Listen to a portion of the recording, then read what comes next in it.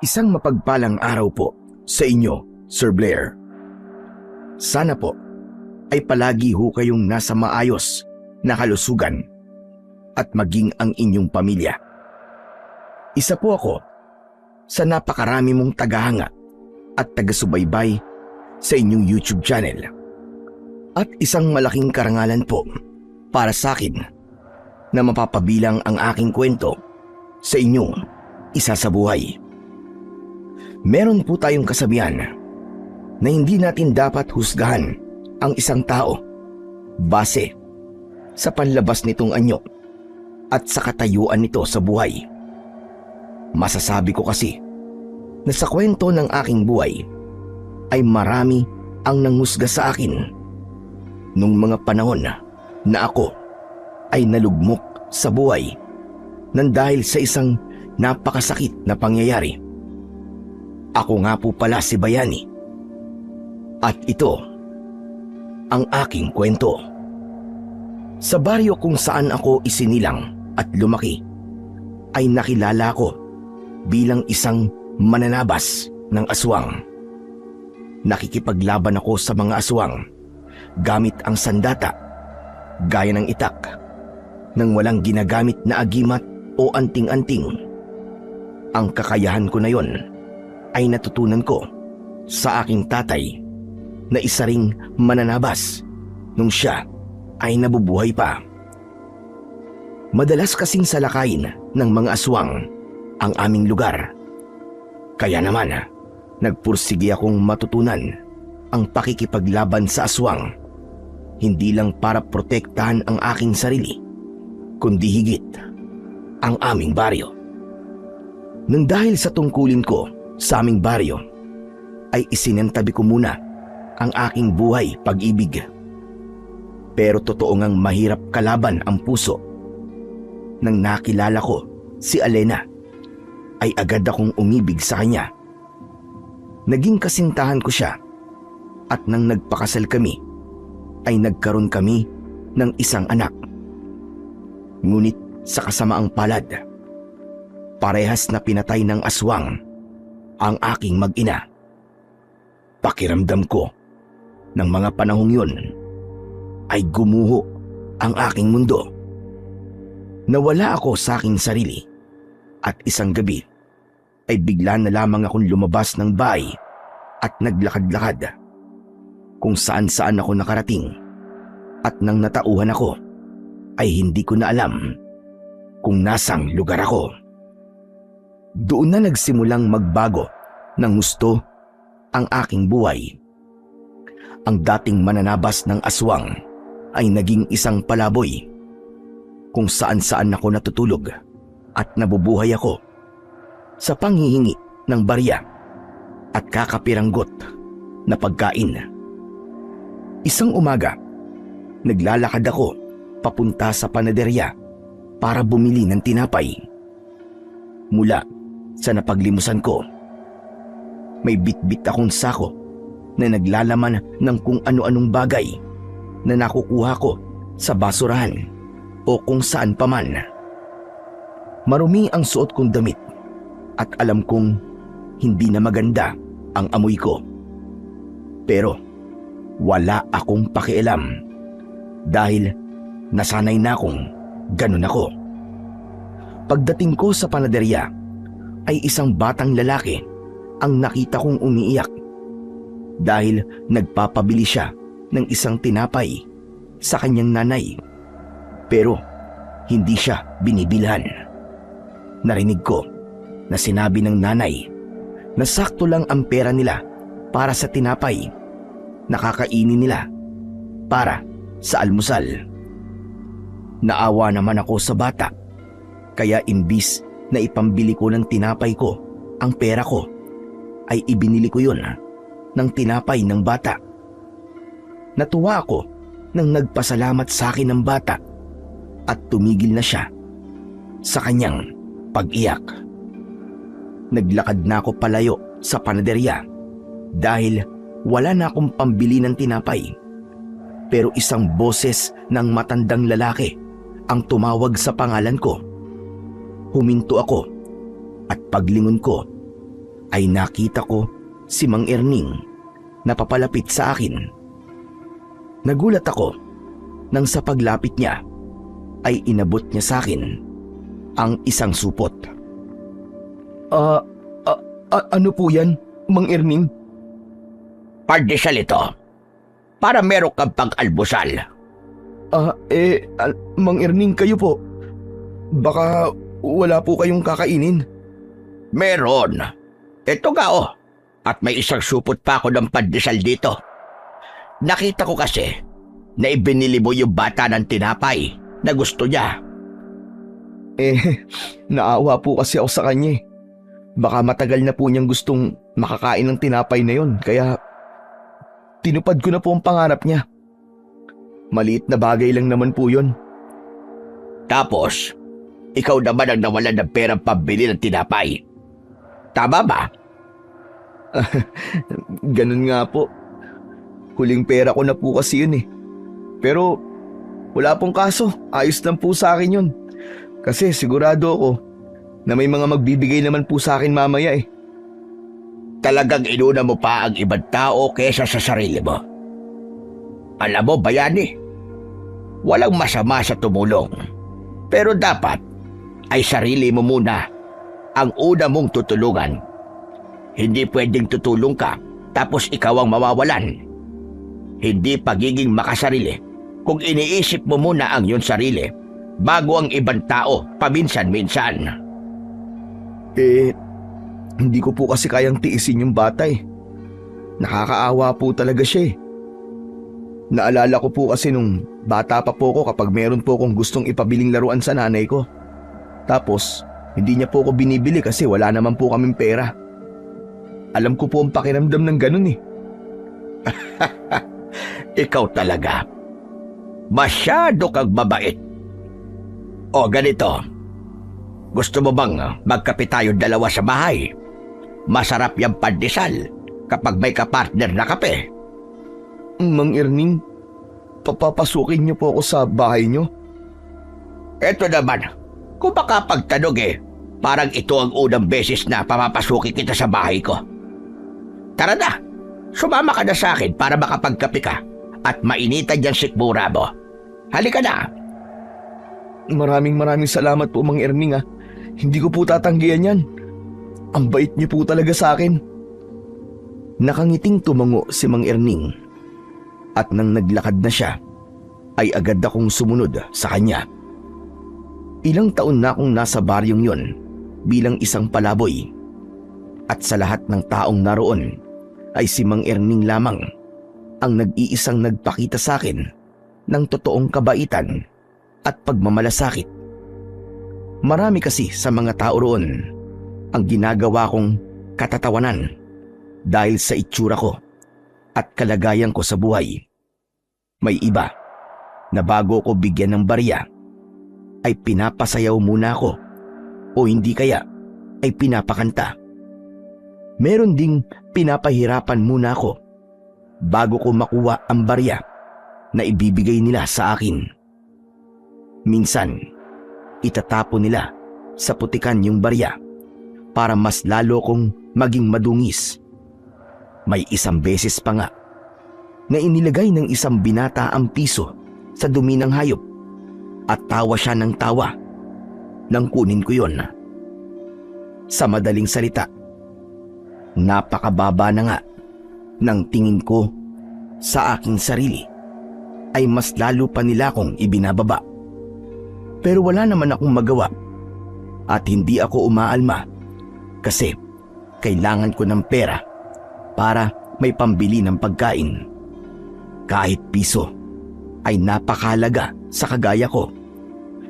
Kaya kahit nayuyurakan na ang pagkatao ko, ay ginagawa ko ang mga gusto nila. Kaya masasabi ko na kahit paano ay mapalad pa rin ako dahil mabait sa akin si Mang Erning.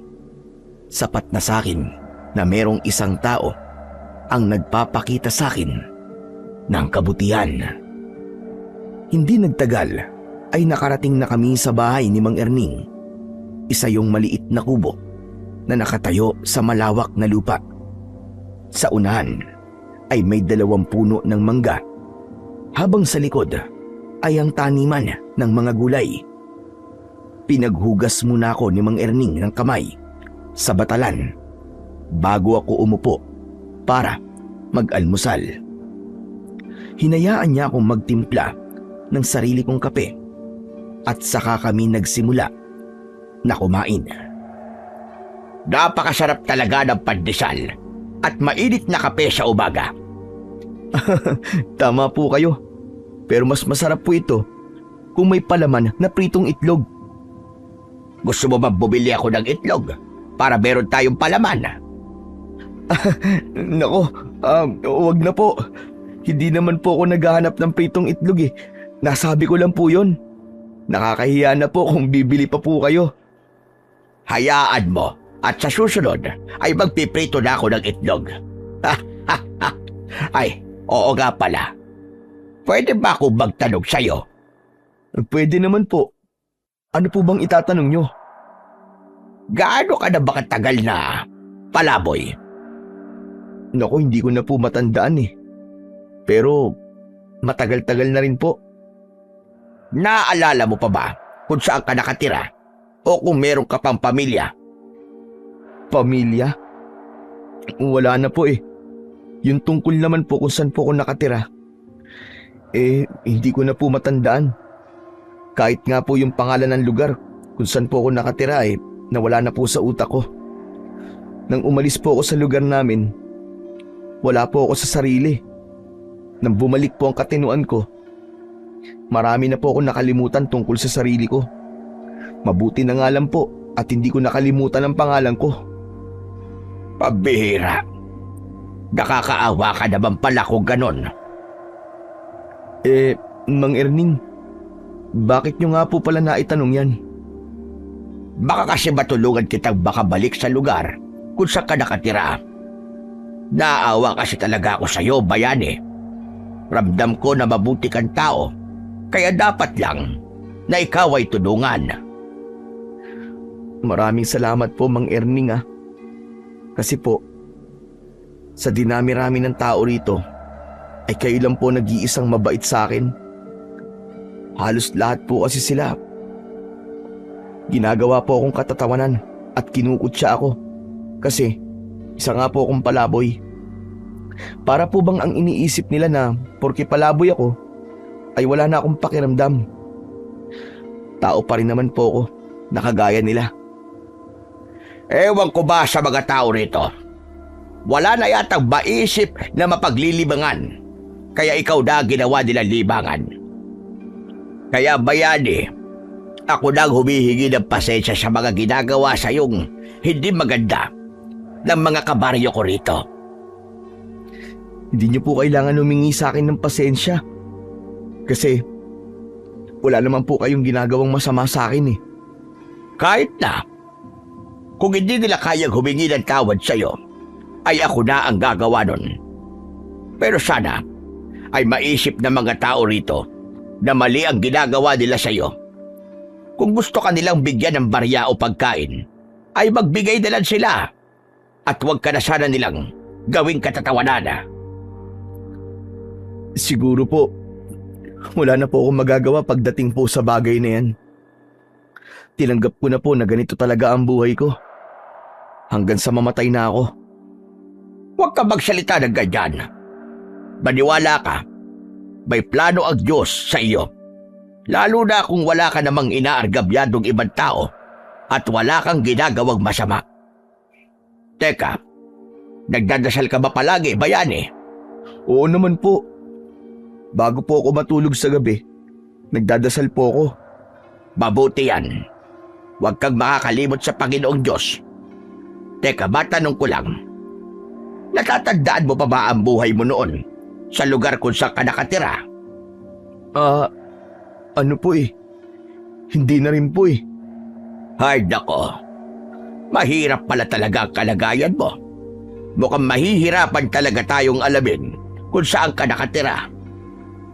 Napailing na lamang si Mang Erning sa mga nalaman niya tungkol sa akin. Habang ako naman ay isinawsaw ang pandesal sa kape, saka ko yun kinain. Hindi totoo na wala akong natatandaan sa buhay ko dati. Ang totoo, malinaw pa sa aking alaala ang maraming beses na pakikipaglaban ko sa mga aswang. Naaalala ko pa rin ang mga gabing nagbabantay ako sa aming baryo kapag merong gumagalang aswang para masiguro ko ang kaligtasan ng lahat.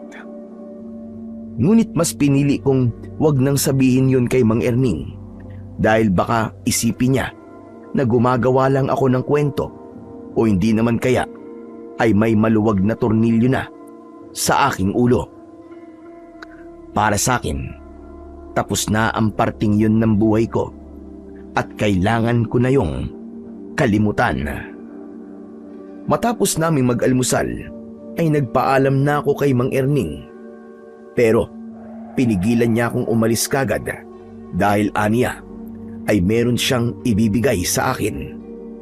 Isang plastik na may laman na mga damit ang inabot niya sa akin. O hayan, mga lumang damit ko ang mga yan. Hindi pa sira ang mga yan ha. Maayos pa ang iba dyan. Hindi ko na nga lang na isusuot. Kaya mas mabuting mapakinabangan mo na lang. Maraming salamat po, Mang Erning. Itong suot na damit ko na lang po kasi ang meron po ako. Hindi ba binigyan kita noon nung nakaraang buwan na bagong t-shirt? Tsaka short. Nasa na ba ngayon? Wala na po eh. Ninakaw po sa akin. Aba, sino namang nagnakaw?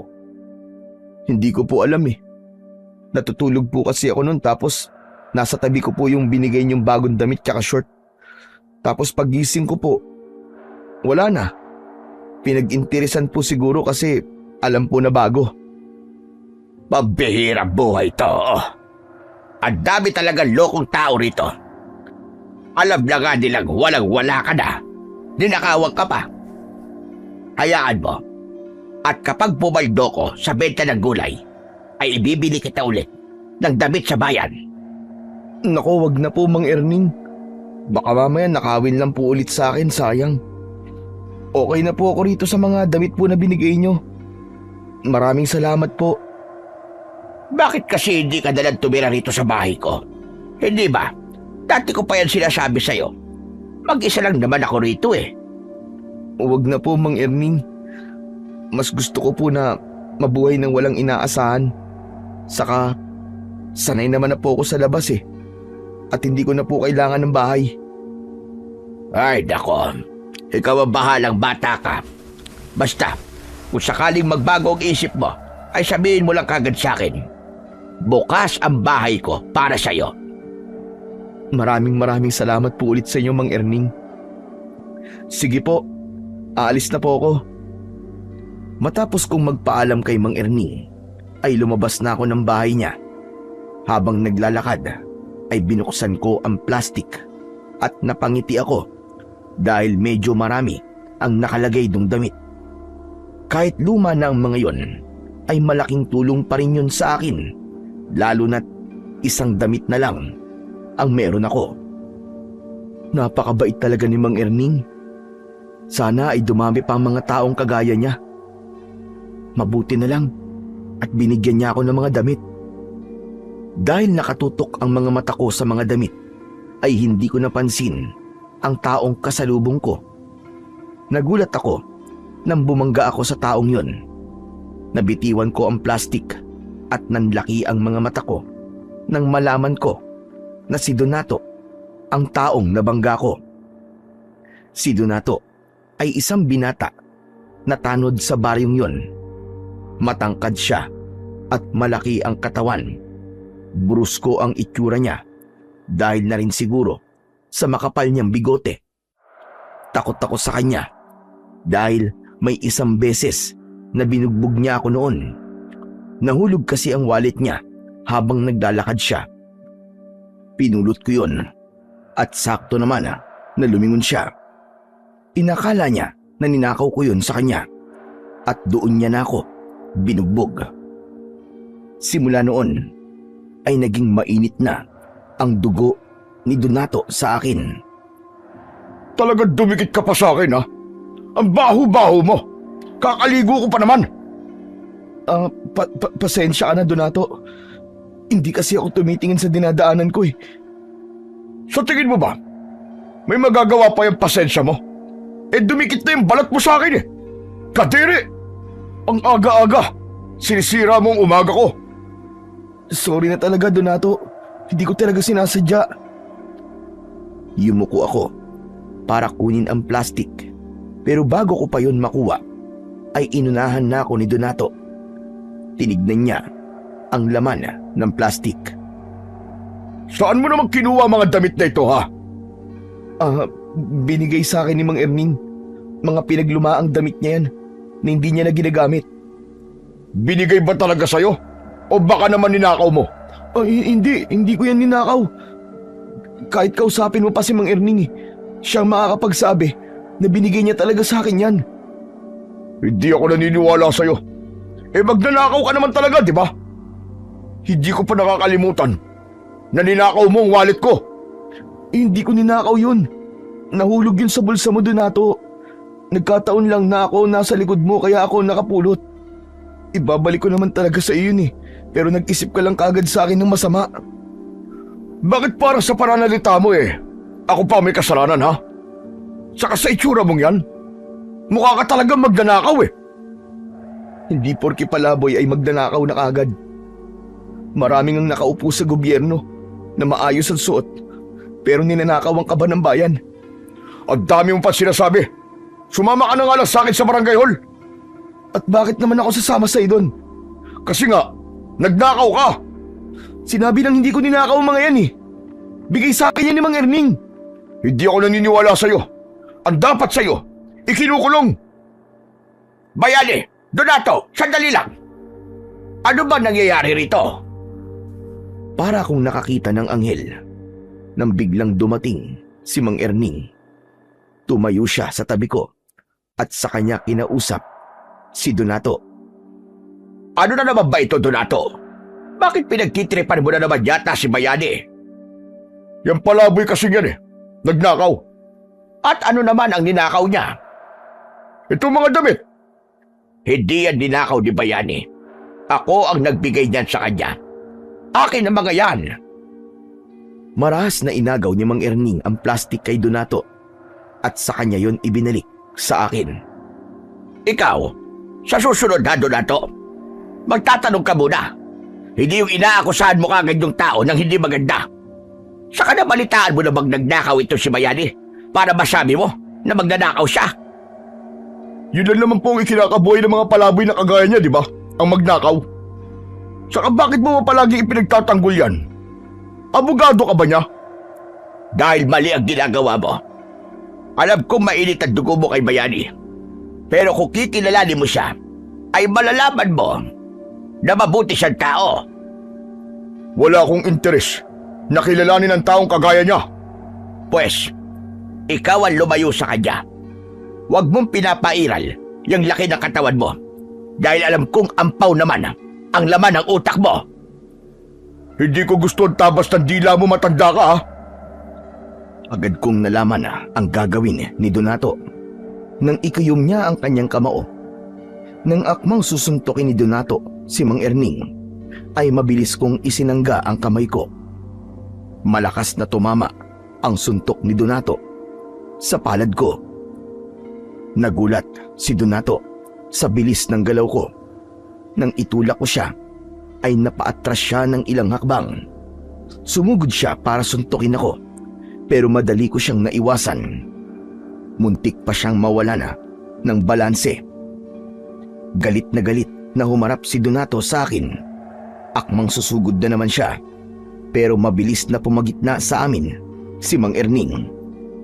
Tama na, Donato! Sumusobra ka na! Akala niyo ba ay kaya niyo ako? Kahit pagtulungan niyo pa akong dalawa, ay wala kayong panama sa akin! Ayos lang nasaktan mo ko. Pero kung pati si Mang Erning na matanda na, ipapatulan mo, ibang usapan na yon. Wala akong pakialam, kahit matanda pa yan. Hindi ka ba talaga titigil, ha, Donato? O baka gusto mong isumbong ko na kay Kapitan ang mga kalokohang ginagawa mo para matanggal ka na sa mga tanod dito. Tila natakot si Donato sa sinabi sa kanya ni Mang Erning. Hindi agad siya nakapagsalita, bagamat nanatili ang galit sa kanyang muka. Magkasunod kaming dinuro ni Donato. Hindi pa ako tapos sa inyong dalawa. May araw din kayo. Hihintayin ko ang araw na yon, Donato. Umuusok ang ilong sa galit na umalis si Donato at doon lang ako nakahinga ng maluwag. Humarap ako kay Mang Erning at tinignan ko siya nang may kasamang pag-aalala sa kanyang muka. Ayos lang po ba kayo, Mang Erning? Hindi po ba kayo nasaktan? Ayos lang ako, wag mo kong intindihin. Saka bakit ako masasaktan? Eh di nga tumama sa akin yung suntok ni Donato dahil sinalo mo. Ayoko po kasing nakakakita ng matandang sinasaktan. Lalo na po kayo. Mabait po kayo sa akin at palagi niyo po akong tinutulungan. Kaya dapat lang po na ipagtanggol ko kayo at protektahan. Kanina ka pa matanda ng matanda, ha? Hindi ko tuloy alam kung may insulto ba ako o kung ano eh. Matanda naman na po talaga kayo, di ba? Sa bagay, tama ka naman. Pero grabe ka, ang galing mo kanina, ha? Hindi ko akalain na marunong ka palang makipagbakbakan. Aba, nagulat ako nung nagawa mong pigilan at iwasan yung mga suntok ni Donato. Saan mo ba natutunan yon? Hindi ko nga rin po alam, Mang Erning eh. Para bang kusa na lang pong kumilos ang katawan ko. Siguro po sa kagustuhan kong hindi kayo masaktan, kaya ko po yun nagawa. May mga ganyang pangyayari talaga ako, minsan. Halimbawa na lang, hinahabol ka ng aso, tapos bigla mo magagawang talunin yung mataas na bakod. Pero ikaw, iho, ayos ka lang ba? Hindi ka ba nasaktan? Hindi po, Mang Erning. Hindi naman din po ako tinamaan ng suntok ni Donato eh. Mabuti naman. Basta, ikaw na lang ang umiwas kay Donato. At kilala mo yon. Masyadong mahangin ang isang yon. At nakala mo ay kung sinong siga rito porque malaki ang kanyang katawan. Ganyan naman po talaga ang ginagawa ko eh. Kaya lang, madalas po ay si Donato ang lumalapit sa akin. Kahit na anong iwas po ang gawin ko sa kanya, lumalapit pa rin siya para sabihan ako ng masasakit na salita. Ewan ko ba sa taong yon? Imbis na gamitin ang laki ng katawan at lakas niya sa mabuting bagay, ay sa katarantaduhan niya ginagamit. Ay, nako. O paano? Babalik na ako sa bahay ko. Talagang nakita ko lang na inaaway ka ng Donato na yon, kaya ako pumunta rito. Mag-iingat ka palagi, ha? Sige po. Maraming salamat po ulit sa inyo, Mang Erning. Hinintay ko munang makaalis si Mang Erning bago ako naglakad. Nagtungo ako sa isang sirang kubo na wala nang nakatira. Pero sa labas lang ako ng kubong yun dahil marupok na ang sahig na kawayan nun. Doon ako nagpalipas ng oras habang tirik pa ang sikat ng araw. Sa aking pag-iisa ay hindi ko naiwasang maalala ang aking mag-ina. Bumalik sa aking isipan ang gabi na natagpuan ko silang walang buhay sa aming bahay. Kakatapos ko lang magronda noon sa aming baryo at hindi ko akalain na habang wala pala ako ay inaatake na pala sila ng aswang. Yun ang pinakamasakit na pangyayari sa buhay ko. May mga pagkakataon na hindi ko maiwasang sisihin ang sarili ko kung bakit yun nangyari. Nang gabing yun kasi ay naglalambing sa akin ang asawa ko. Sinabi niya na wag na akong umalis para makapagpahinga naman ako. Pero hindi ako nakinig sa kanya. Mas pinili ko pa rin ang tungkulin ko sa gabing yun. Alam ko na kung sinunod ko lang sana ang asawa ko, malamang ay kasama ko pa rin sila ng aming anak.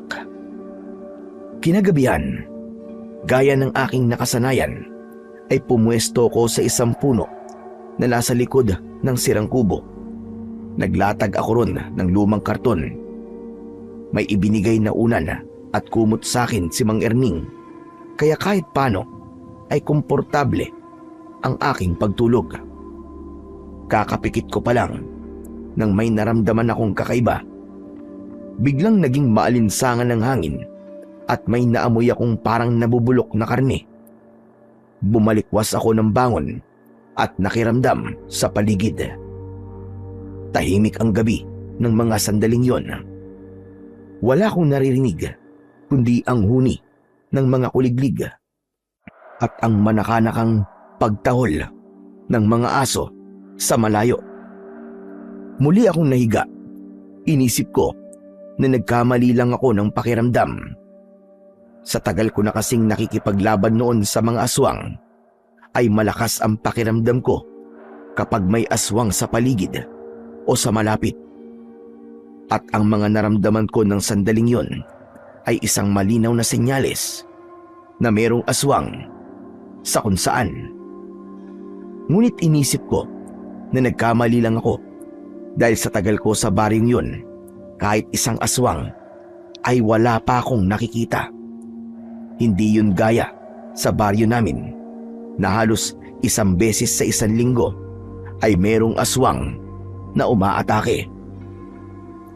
Nang sumunod na araw, pagkagising ko ay iniligpit ko ang aking hinihigaan. Itinago ko sa sirang kubo ang mga gamit ko. Binilang ko ang mga barya na napalimusan ko nung nakaraang araw. Napangiti ako dahil sapat yun para makabili ako ng ilang piraso ng tinapay. Habang naglalakad ako papunta sa panaderya, ay napansin ko na maraming tao sa harapan ng isang bahay. Isang ambulansya ang naroon at may isinakay doon na taong nakahiga sa stretcher. Nakita ko si Mang Erning sa kumpul ng mga taong nakikiusyoso, kaya lumapit ako sa kanya para magtanong. Mang Erning, ano po nangyari? Patay po ba yung isinakay sa ambulansya? Oo, bayani. Si Celia. Ha? Ano po nangyari sa kanya? Ang sabi ng anak niya ay isang manananggal daw ang umatake sa kanila kagabi. Pinuntirya si Celia kasi nga buntis siya. Nakakaawa nga kasi pati walang kamalay-malay na sanggol ay nadamay. Manananggal? Isang aswang? Ganun na nga, bayani. Teka, bakit parang hindi ka rin makapaniwala? Sa bagay, kahit ako ay hindi makapaniwala na merong sasalakay na manananggal dito. Sa tagal ko na naninirahan dito sa baryong ito, gayon lang ito nangyari. Natigilan ako sa narinig ko. Doon ko napagtanto na hindi ako nagkamali sa naramdaman ko kagabi na merong aswang. Bigla akong nakaramdam ng pagsisisi dahil kung pinakinggan ko lang sana ang naramdaman ko kagabi, ay baka nagawa kong iligtas si Celia at ang magiging anak niya. Ganun pa man, sinabi ko sa sarili ko na matagal ko nang tinalikuran ang pagiging mananabas, kaya wala nang dahilan pa para balikan ko pa ang dati kong ginagawa. Pinilit kong kumbinsihin ang sarili ko na wag na akong makialam sa problema ng baryong yon sa manananggal dahil mas gusto ko na ang tahimik na buhay.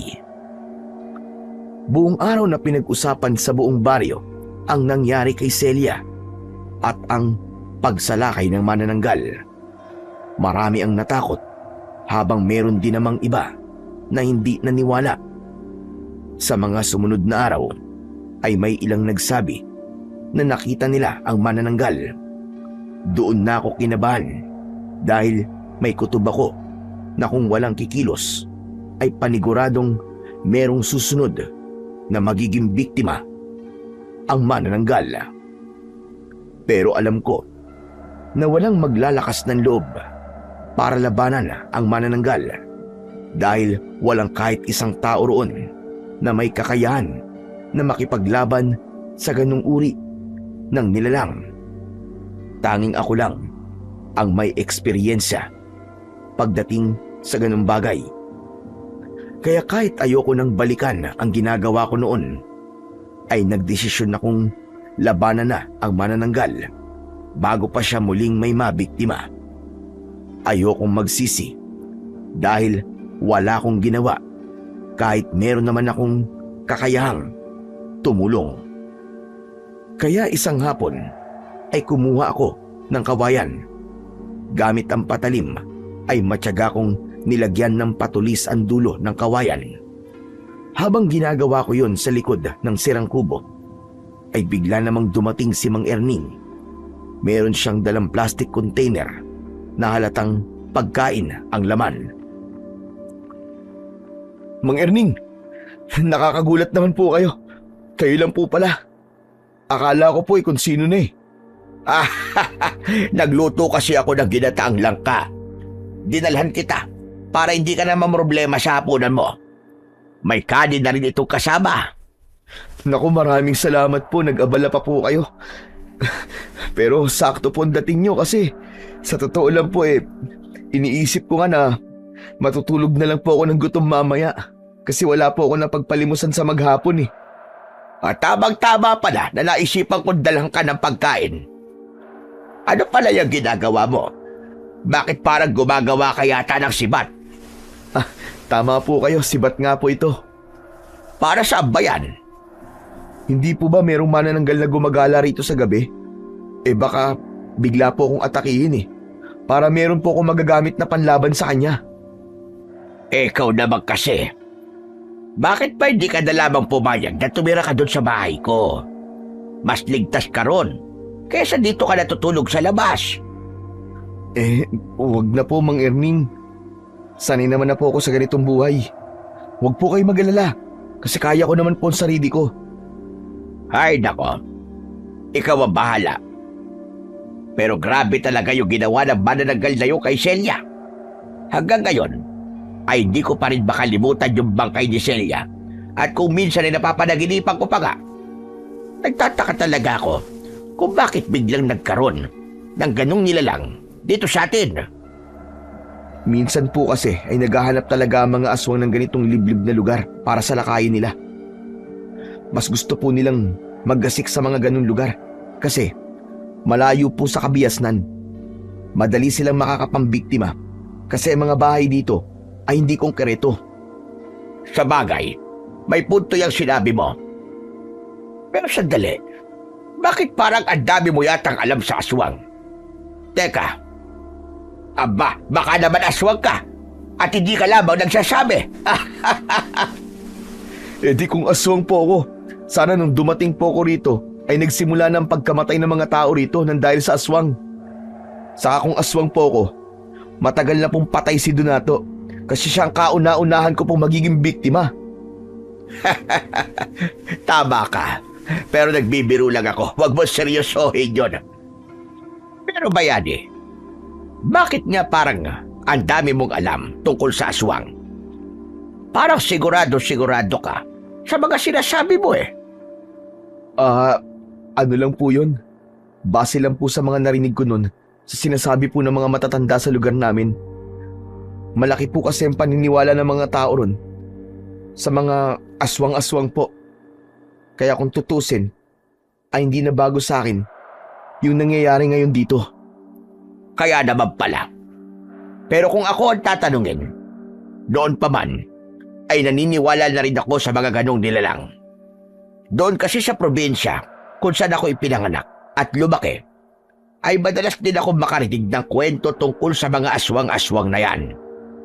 Pero kung itatanong mo, kung nakakita na ako ng aswang sa personal, ay hindi pa. Ikaw ba? Nakakita ka na ba ng totoong aswang? Hindi pa po. Sa kwento-kwento ko lang din po nalaman ang tungkol sa kanila. Saka kapag madilim na po, hindi na po ako pinapalabas nun kasi nga ang palagi nilang sinasabi ay kukunin o papatayin daw ako ng aswang. Nako, Napapahaba na pala ang kwentuhan natin dalawa. O siya, sige, ako'y uuwi na. At baka maabutan pa ako ng dilim sa daan. Mahirap na. Baka ako pa ang sunod na mapatay ng pesting manananggal na yon. O sige na, bayani. Sige po. Mag-iingat po kayo, Mang Erning. Salamat po dito sa dala nyo. Walang anuman. Pero ikaw ang dapat na mag-ingat. Dahil ikaw ang natutulog dito sa labas. Kaya ko po ang sarili ko, Mang Erning. Sigurado ka ba na ayaw mo sa bahay ko muna tumuloy? Kahit habang hindi pa tayo sigurado.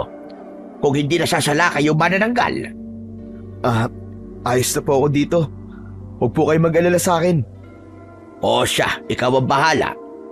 Pero kung sakaling atakihin ka ng manananggal, ay tumakbo ka kagad sa bahay ko, ha? O sige na, aalis na ako. Ngumiti ako kay Mang Erning bago siya umalis. Nang wala na siya, ay ipinagpatuloy ko ang aking ginagawa.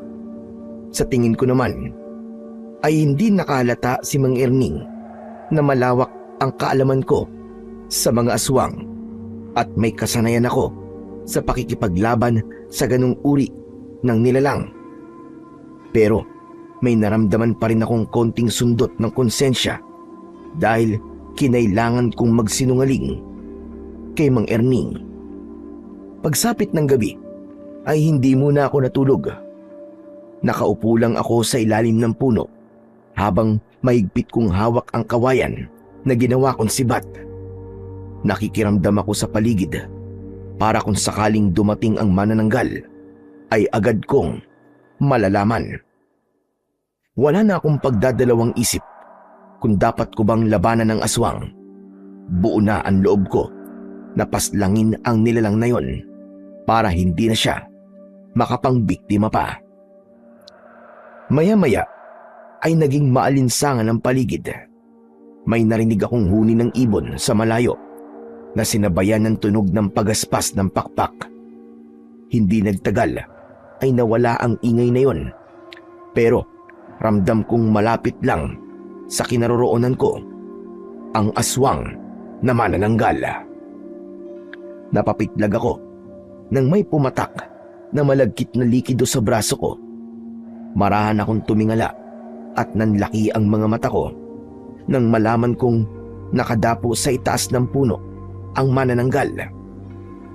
Malakas ang paghinga niya at nanlilisik ang kanyang mga mata habang nakatingin sa akin. Ang pumatak na likido sa braso ko ay malinaw na laway ng manananggal. Hindi ako nagpakita ng takot. Pakiramdam ko ay hindi ako matagal na hindi nakipaglaban sa mga ganong klase ng nilalang. Mabilis na nabuhay ang dugong mananabas ng aswang sa aking ugat. Tumayo ako at mahigpit kong hinawakan ang aking sibat. Diablong buang ka! Hindi ako natatakot sa'yo! Kayang-kaya kitang patayin! Kaya kung gusto mo pang mabuhay, ay umalis ka na rito! At huwag ka nang babalik dito kahit kailan!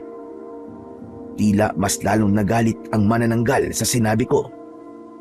Lumipad siya pa itaas at nagpaikot-ikot siya sa itaas ko. Hindi nagtagal ay lumipad siya patungo sa dulong bahagi ng baryo. Sinundan ko ang manananggal. Hindi ko inalis ang tingin ko sa kanya dahil hindi siya maaaring mawala sa aking paningin. Desidido na akong patayin siya sa gabing yon. Pagdating ko sa masukal na bahagi ng baryo, ay hindi ko maintindihan kung bakit biglang nawala ang manananggal. Tumingin ako sa paligid, pero hindi ko alam kung saan siya nagpunta. Anak ng teteng, sa kaya nagpunta ang manananggal na yun. Pero nararamdaman ko pa rin siya. Kaya sigurado ako nasa paligid lang siya. Tumigil ako sa paghahanap sa kinaroroonan ng manananggal. Pumikit ako at mas nilakasan ko ang aking pakiramdam. Mas naging matalas ang aking pandinig. At lahat ng kaluskos sa paligid ko ay naririnig ko. Isa yon sa mga taktika ko kapag nagtatago ang kalaban kong aswang. Ibinukas ko ang mga mata ko nang naramdaman ko kung nasaan ang manananggal. Agad akong pumaling sa kaliwa at malakas kong pinakawalan ang dala kong sibat. Hindi ako nagkamali dahil mula sa direksyon na yon ay pasugod na sa akin ang manananggal. Bumaon ng sibat sa dibdib ng manananggal. Bumagsak siya sa lupa at para siyang bolang nagpagulong-gulong. Hindi ko na siya binigyan ng pagkakataon na makalipad ulit. Tumakbo ko papunta sa kanya at hinugot ko ang sibat at buong lakas ko yung itinarak sa gitna ng kanyang noo. Umawang ang bibig ng manananggal at nanlaki ang kanyang mga mata. Nalagutan siya ng hininga habang nakadilat ang kanyang mga mata na parabang hindi siya makapaniwala sa mabilis na kamatayan na sinapit niya sa akin. Anak ka ng teteng! Ang dali mo namang patayin! Hindi man lang ako pinagpawisan sa'yo! Dapat lang yan sa mga kagaya mo para hindi ka na makapambiktima pa ng mga taong walang kalaban-laban. Nang masiguro kong patay na ang manananggal, ay umalis na ako para bumalik sa aking tinutulugan. Masaya ako dahil wala nang susunod na magiging biktima ang manananggal. Sigurado ko na bukas ng umaga, sa sandaling matagpuan ng mga tao ang walang buhay na katawan ng manananggal, ay labis silang matutuwa. Naging mahimbing ang tulog ko ng gabing yon dahil alam kong ligtas ng muli ang aming baryo. Pagsapit ng umaga, ay hindi ko inasahan na gigisingin ako ni Mang Erning. Malakas niyang niyugyug ang katawan ko. Bayani! Bayani, gumising ka! Bayani! Mang Erning, bakit po ba?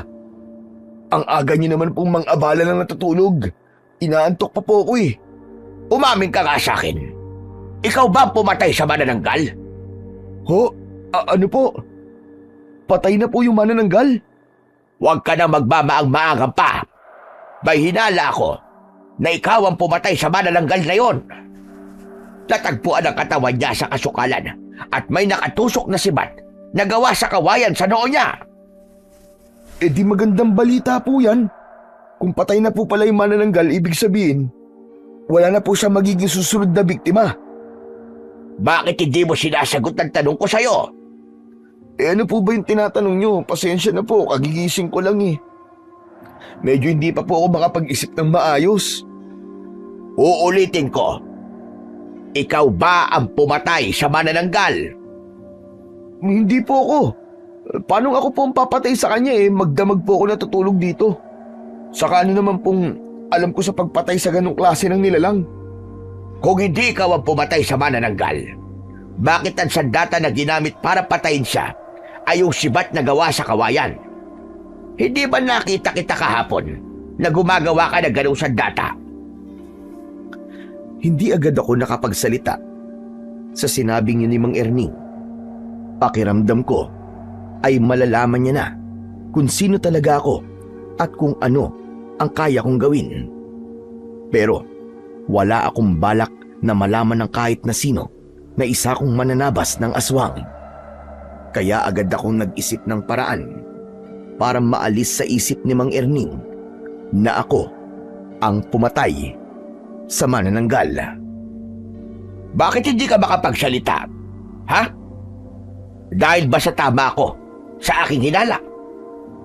Bayani, wala kang dapat ikatakot kung ikaw ang pumatay sa manananggal. Isang aswang ang pinatay mo. Isang aswang na pumatay sa isang buntis at sa dinadala niya sa gol. Kaya nararapat lang sa kanya ang ginawa mong yon. Sana nga po ako talaga ang pumatay sa manananggal. Pero hindi po ako ang pumatay sa manananggal. Nagsasabi po ako ng totoo sa inyo. Paano mo ipapaliwanag yung sibat na gawa sa kawayan na siyang ginamit ng kung sino man para patayin yung manananggal? Sige nga. Hindi lang naman po siguro akong gumawa ng ganun sandata eh. Tsaka syempre, alam po ng lahat na may manananggal dito kaya marami po ang gagawa ng sibat para gamitin po na panlaban sa manananggal. Para meron silang sandata, di po ba? Nagsasabi ka ba ng totoo? Oo naman po, Mang Erning. Hindi ko po kaya magsinungaling sa inyo. Maniwala po kayo sa akin. Kung ganun, sige nga. Nasa na? Nasa na sibat na ginawa mo? Ipakita mo sa akin yun ngayon. Ha? Ano po wala na po dito eh. Paano wala na? Nasaan yun? Saan napunta? Ano po kasi, yung pinanggatong ko po kagabi. Tama, pinanggatong ko. Malamig po kasi kagabi kaya gumawa po ako ng apoy mula sa kahoy ng kawayan. Tignan nyo nga po, nandyan pa po yung bakas ng mga kahoy at kawayan na sinunog ko. Itinuro ko kay Mang Erning ang bakas ng pinagsunugan ko ng mga kahoy malapit sa akin. Pero ang totoo ay matagal na yon. Kahit paano ay nakahinga ko ng maluwag dahil tumangu-tango siya. Isang indikasyon na naniwala siya sa sinabi ko. Sige. Sa ngayon ay maniniwala ako sa mga sinasabi mo. At sana nga ay hindi ka nagsisinungaling dahil wala kang dapat na ikatakot kung ikaw man ang totoong pumatay sa manananggal. Marami pa nga ang matutuwa sa'yo kapag nagkataon. Hindi ko po kaya magsinungaling sa inyo, Mang Erning. Napakabait niyo po sa akin para magsinungaling po ako sa inyo. Sa gitna ng aming pag-uusap ay narinig namin ang mga taong nagmamadaling naglalakad patungo sa kinaroroonan ng katawan ng manananggal. Naulinagan namin, nakilala na nila kung sino ang pumatay sa manananggal. At dahil doon ay nagkatinginan kami ni Mang Erning. Sabay kaming umalis para puntahan ang kinaroroonan ng manananggal. Pagdating namin doon ay sumalubong sa amin ang maraming tao, pero isang tao lamang ang nakakuha ng aking atensyon. Walang iba kundi si Donato. Mayabang siyang nakatayo sa tabi ng manananggal. Nakatapak ang isa niyang paa sa ibabaw ng dibdib ng manananggal, habang ang isa niyang kamay ay hawak ang sibat na nakatusok pa rin sa noo ng aswang. Aba, si Donato ba ang nakapatay sa manananggal? Mukhang ganun na nga po. Pasensya na kayo kung di ko kagad sinabi sa inyo na kumikilos ako para paslangin ang manananggal na ito. Ayoko kasi na mangako ko, tapos hindi ko rin naman pala magagawa. Naisip ko na mas maganda kung kikilos ako nang walang nakakaalam. At kapag nagtagumpay na ako, ay saka ko na lang ipapaalam sa inyo lahat. Tama ang narinig nyo. Ako nga ang pumatay sa manananggal na ito. Kaya simula sa araw na ito, ay hindi nyo na kailangan matakot pa. Makakabalik na tayong lahat sa normal nating mga buhay. Malakas na nagpalakpakan ang mga tao dahil sa labis na tuwa matapos magsalita ni Donato. Marami ang pumuri sa kanya at nakita ko ang yabang sa kanyang muka. Maraming salamat sa mga papuri ninyo. Pero kailangan ko muna magpahinga. Hindi naging madali ang pakikipaglaban ko sa manananggal. Kaya hayaan niyo akong makabawi ng lakas. Kapag nakapagpahinga na ako, ay sasagutin ko ang lahat ng mga tanong nyo. Sa ngayon ay uuwi na muna ako sa bahay ko at sana bigyan nyo ako ng ilang araw na pagpapahinga. Kahit alam kong gusto nyo ako makausap dahil humahanga kayong lahat sa aking kagitigan. Nakangising kumaway si Donato sa mga tao bago siya naglakad palayo. Hindi ko alam ang mararamdaman ko sa pag-ako ni Donato na siya ang pumaslang sa manananggal. Kahit nakilala ko na mayabang siya, ay hindi ko naisip na kaya niyang akuin ang isang bagay na alam naman niya sa kanyang sarili na hindi naman siya ang gumawa. Ngunit ganun pa man, inisip ko ang magandang naidulot nun sa akin at yun ay ang hindi na magdududa pa si Mang Erning. na hindi ako nagsasabi ng totoo sa kanya. Isa pa, ayoko rin talagang may makaalam na isa akong mananabas ng aswang dahil panigurado na kung sakaling may mga aswang pa na sasalakay sa baring yun, ay ako na palagi ang aasahan nila. Ayoko na ng ganong responsibilidad, lalo na't yun ang naging dahilan ng pagkamatay ng aking asawa at anak. Nang dahil sa mga aswang na pinatay ko, ay pinuntirya ng ibang aswang ang aking mga mahal sa buhay para makaganti sila sa akin. Ngunit tila hindi kumbinsido si Mang Erning na si Donato ang pumatay sa manananggal.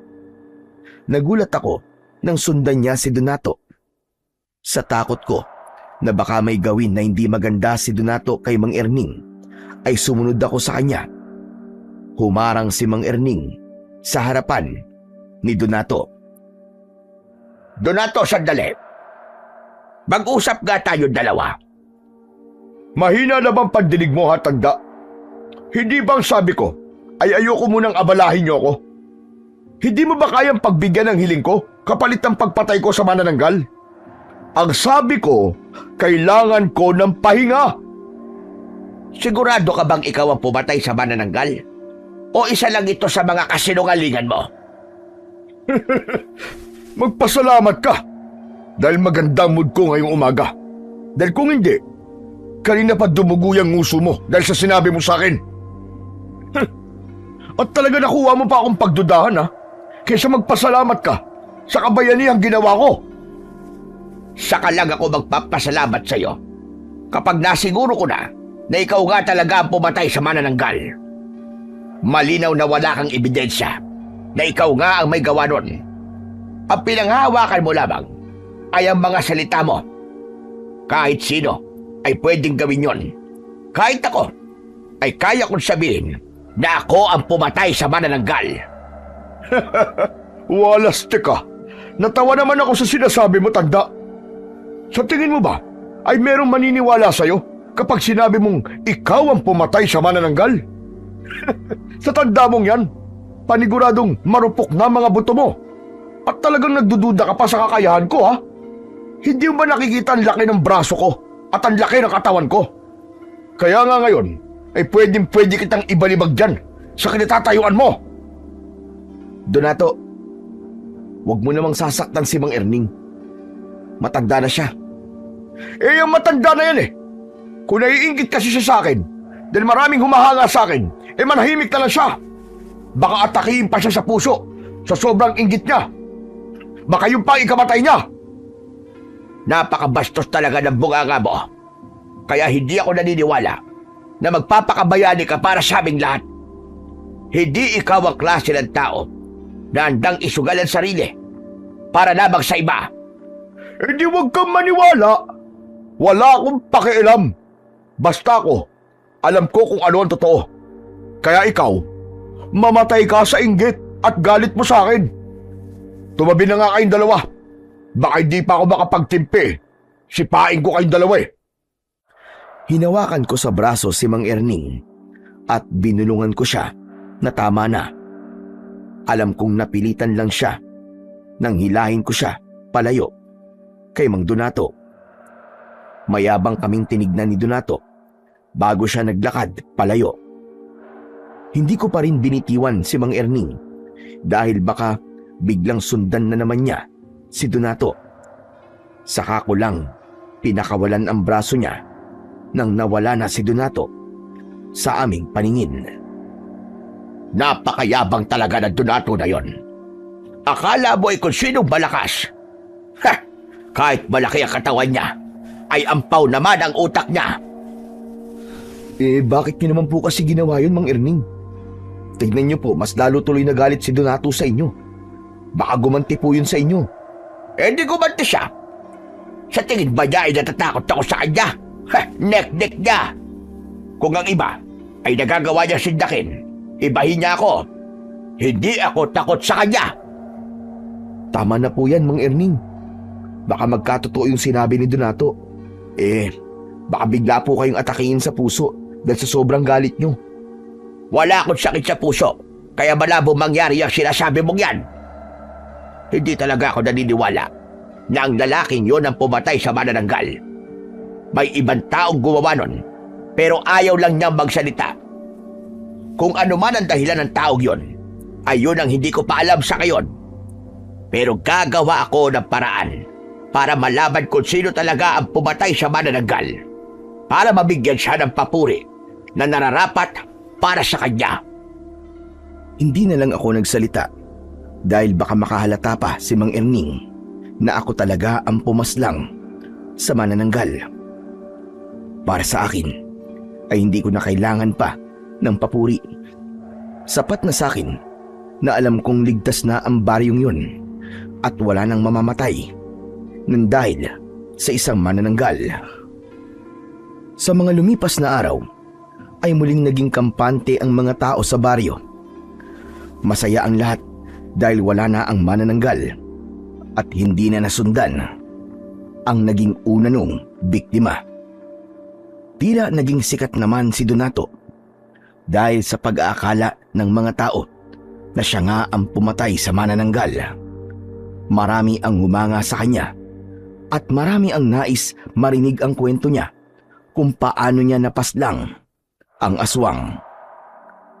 Nanatiling tikom ang bibig ko at mas pinili kong wag nang isiwalat ang katotohanan.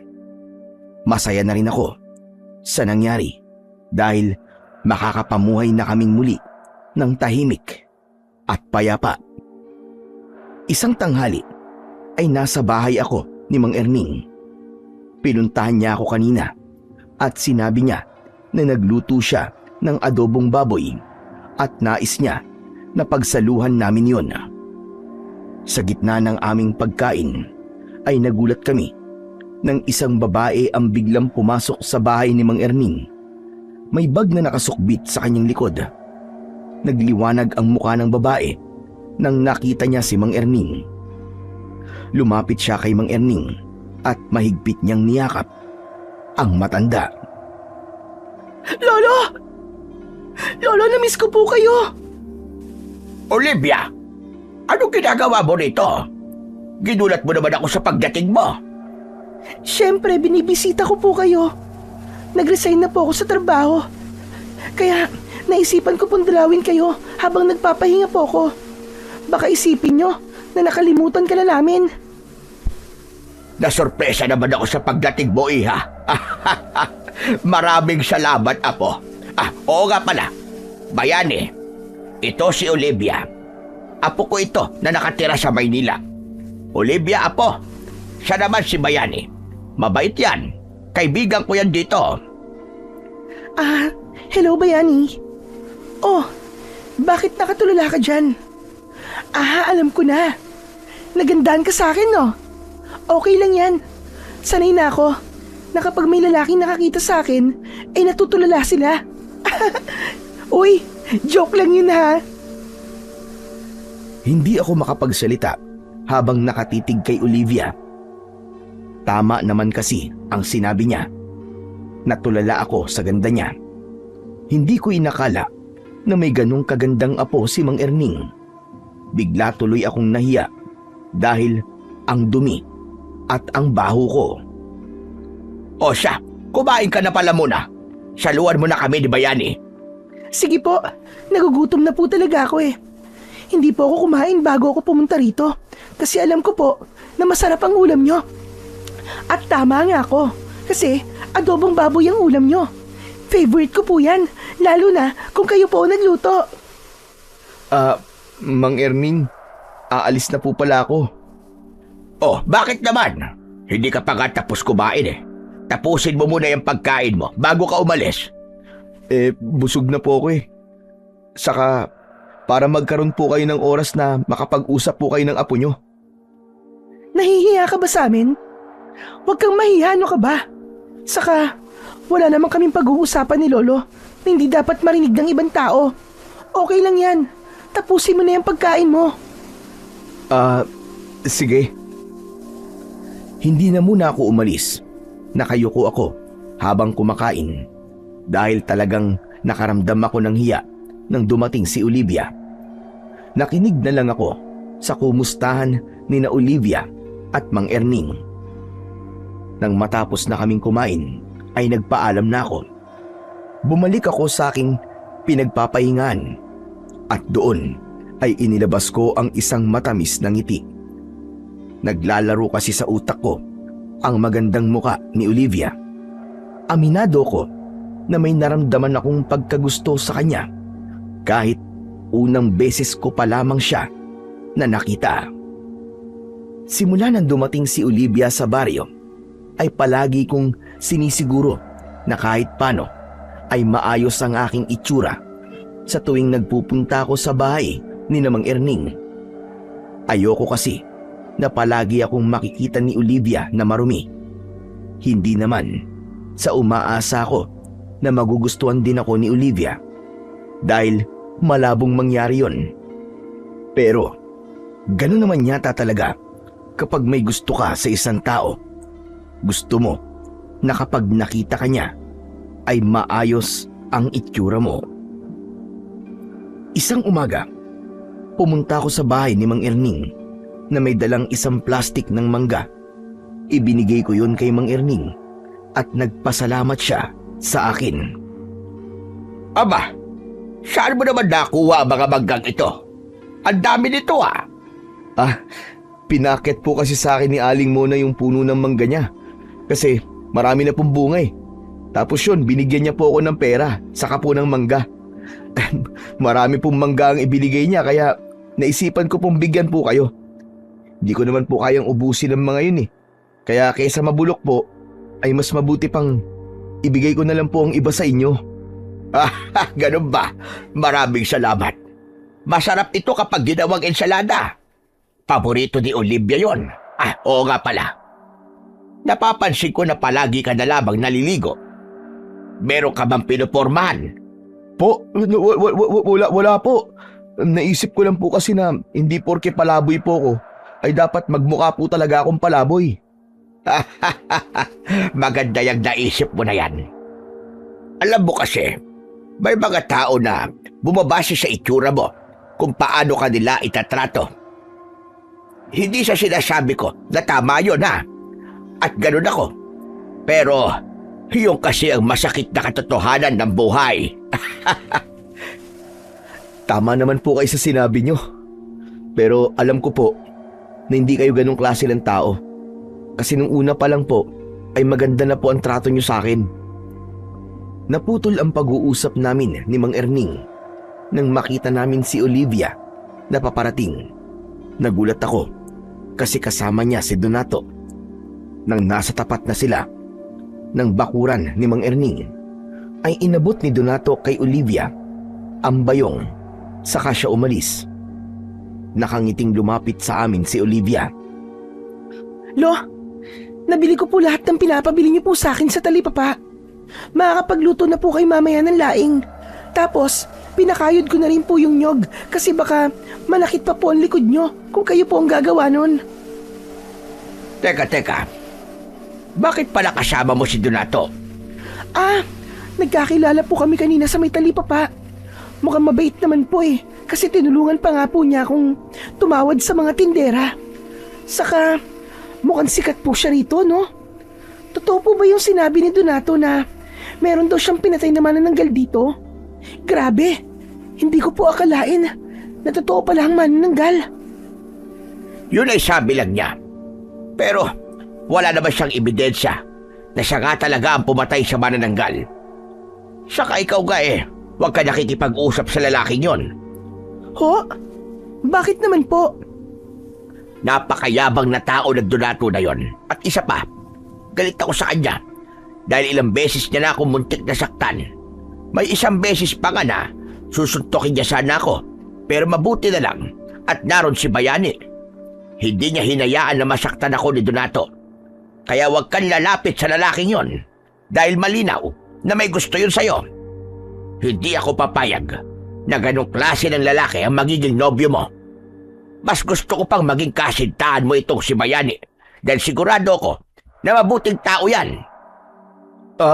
Wala naman po akong balak na ligawan po si Olivia, Mang Erning. Talagang dinamay niyo pa po ako. Nasabi ko lang naman yon. Kasi kumpara naman talaga kay Donato, ay mas mabuting tao ka sa kanya. Ganun po ba? Sorry, Lo ha. Hindi ko kasi alam na masama pala ugali ng lalaking yun. Nung nagpakilala kasi siya sa akin, ang bait-bait niya. Pero parang mayabang nga po, kasi kahit hindi ko naman po tinatanong, ay binanggit niya po sa akin na meron nga po siyang pinatay na manananggal. At ang sabi pa po niya, ay kilalang kilala po siya sa baryong to dahil po sa bagay na yon. Oh, nakita mo na. Hindi ba't ubod ng yabang ang lalaking yon? Huwag po kayong mag-alala, Lo. Hindi ko na po kakausapin pang muli si Donato. Kung nalaman ko lang po sana kagad yan, bago siya nakipagkaibigan sa akin, ay hindi ko po talaga siya papansinin. Ayoko pa naman sa mga lalaking sobrang hahangin. Lihim akong natuwa sa mga sinabi ni Olivia. Kahit wala akong balak na manligaw sa kanya kasi alam kong hindi niya ako magugustuhan, ay masaya ako na hindi siya mapupunta sa lalaking kagaya ni Donato. Magmula nang namatay ang manananggal, ay inakala naming lahat na tapos na ang dilubyo sa baryo. Pero dumating ang mga araw na halos tuwing umaga ay may natatagpo ang patay na alagang baboy, gaya na lamang ng kambing, baboy at kalabaw. Muling bumalik ang pagkabahala ng mga tao, kaya nagkaroon ng pagtitipon sa plaza. Ay doon ay nagsalita sa harapan ng lahat si Donato. Isa ko sa pumunta roon kasama sina Olivia at Mang Erning. Alam ko nababahala na naman kayo dahil sa posibilidad na meron na naman panibagong aswang ang naririto sa ating baryo. Alam ko rin na wala kayong ibang inaasahan na lumaban sa aswang na yon kundi ako lamang. Huwag kayong mag-alala dahil gaya ng ginawa kong pagpatay sa manananggal ay gagawin ko ang lahat para patayin ang aswang na dahilan ng pagkamatay ng mga alaga niyong hayop. Napakaswerte ng baryo natin dahil meron tayong kagaya ko na matapang, malakas at walang takot na harapin ang lahat ng nilalang na sumisira sa ating kapayapaan. Tignan mo, Apo. Hindi ba totoo sinabi ko na napakayabang ng Donato na yan? Kaya nga po, Lolo. Sabihin na nating malaki po ang naitutulong niya sa mga tao. Pero hindi dapat siya magsalita ng ganyan na para bang sa kanya nakadepende ang lahat ng buhay na nandito. Isa pa, malakas ang kutob ko na hindi talaga siya ang pumatay doon sa manananggal. May ibang gumawa ng bagay na yon. Pero dahil wala nagsalita, ay inako na ni Donato na siya ang pumatay sa manananggal. Pero kung hindi po si Donato ang pumatay sa manananggal, sino naman po kaya? Si Bayani. Hindi po akong pumatay sa manananggal. Ang ibig ko sabihin ay baka meron kang hinala kung sino ang totoong pumatay sa manananggal. Hindi ko naman sinabi na ikaw ang gumawa nun. Wala po akong maisip eh. Pero kung sinasabi po ni Donato na siya, siguro, maniwala na lang po tayo sa kanya para wala ng gulo. Basta. Hindi ako naniniwala sa mga sinasabi ng mayabang na Donato na yan. Puro kayabangan lang naman at hangin ang laman ng utak niyan eh. Pero sigurado ko na isang araw ay malalaman din natin ang buong katotohanan. At kapag nangyari yon, tignan natin kung anong gagawin ni Donato. Baka sa labis na kahihiyan ay umalis na siya rito sa ating baryo. Huminto muna kami sa pag-uusap nang muling nagsalita si Donato.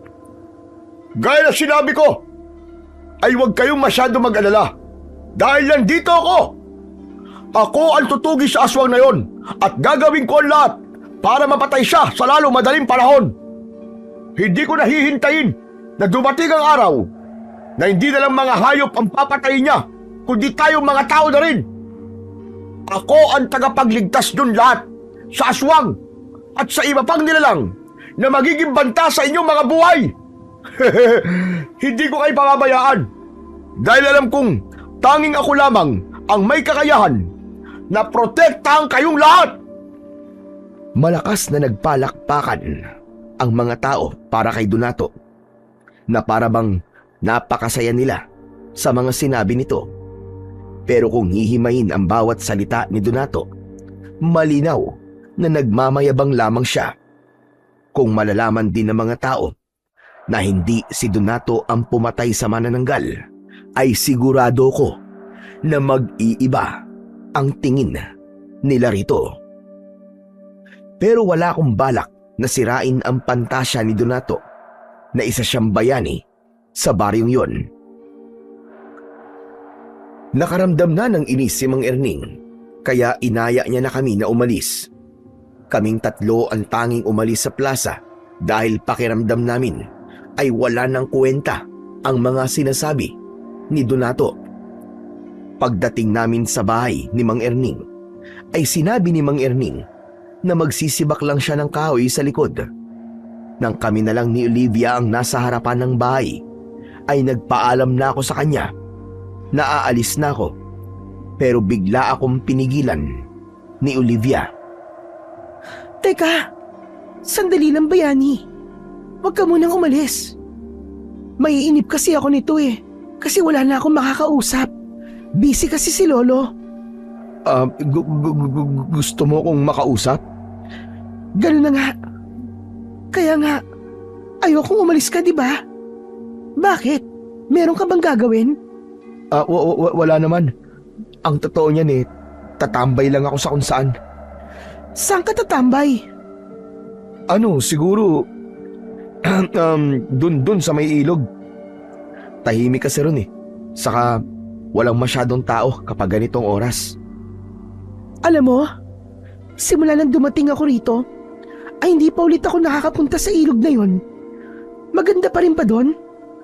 Aba, oo naman, Olivia. Malinis pa rin ang tubig doon kasi inalagaan nyo ng mga tao rito Malaki kasi ang pakinabang ng ilog na yon sa aming lahat. Di, doon na lang tayo tumambay. Sasama na lang ako sa'yo. Talaga? Gusto mo akong makasama at makausap? Oo naman. Bakit ba parang ayaw mo maniwala? Si Lolo na mismo nagsabi na mabait at mapagkakatiwalaan ka. Kaya tara na. Hindi ako makapaniwala na makakasama ko si Olivia sa isang lugar. Magkasama kaming nagpunta ni Olivia sa ilog. Labis ang tuwa ni Olivia nang makita niya na totoo ang sinabi ko na malinis pa rin ang ilog, at sinabi pa niya na sa susunod na araw ay gusto niyang maligo roon. Umupo siya sa malapad na bato sa tabi ng ilog. Oh, anong ginagawa mo dyan?